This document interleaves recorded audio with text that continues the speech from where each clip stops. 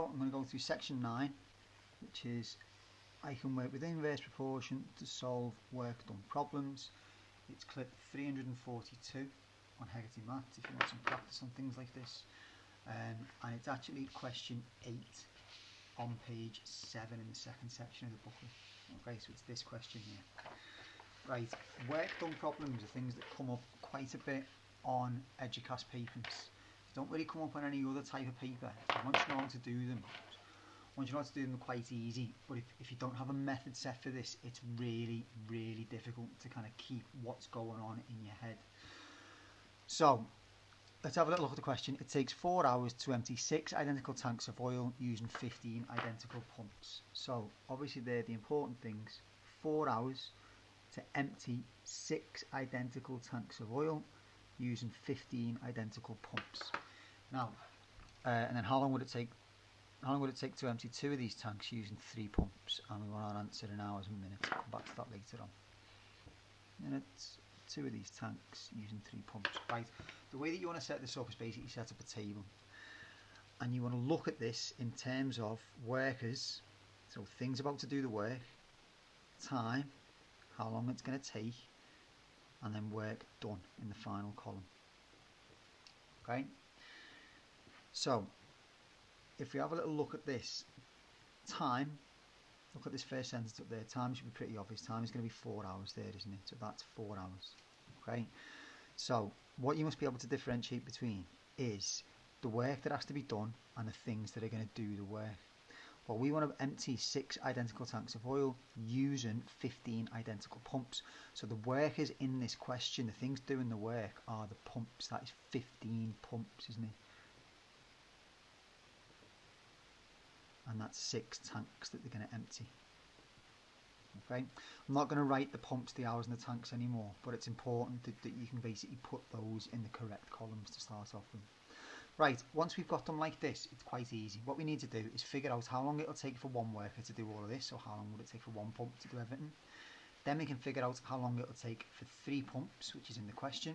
Once we've got that, once we've got a 3 in this column, I can start to look at these other 2 columns and think, well, that's doing 2 of the tanks and I've got 6 of the tanks, so how will that work out?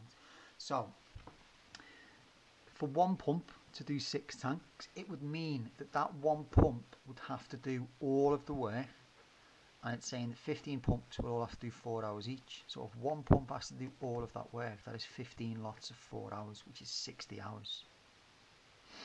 Okay, and I want to know how long it will take 3 of these pumps.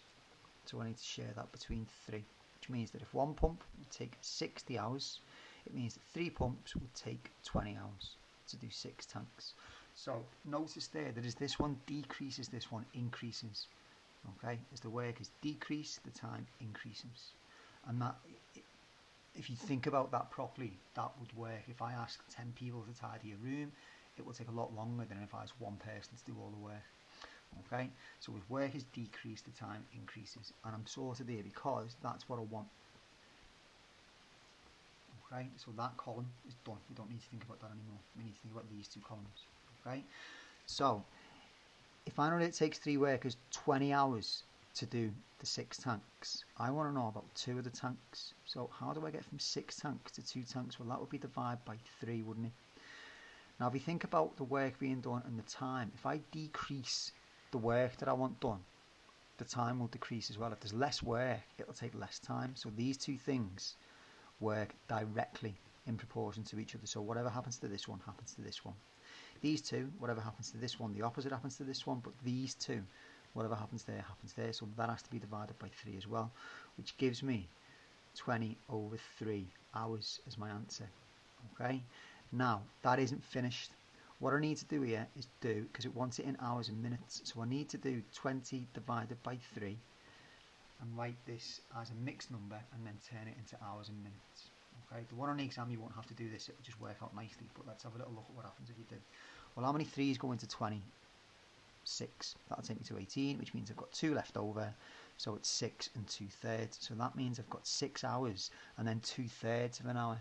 Well, 1/3 of an hour is going to be 20 minutes, so that's going to be 6 hours and 40 minutes all in all. Okay, so things to remember: work is time, work done. Okay, a lot of the time that'll just be people time work done, but obviously this time it wasn't people, it was pumps doing the work. Put the sentence that you've got there, fill in what you know for each column, then decrease this one down to get how long it'll take one person, so divide by that number there times there, then figure out how long it'll take for your number of people or pumps, so times that by 3, divide that by 3. Once you've got the number that you want in the question in this column, then start to look at these two columns. Whatever happens to this one happens to this one, and then that will give you your answer at the end. Okay.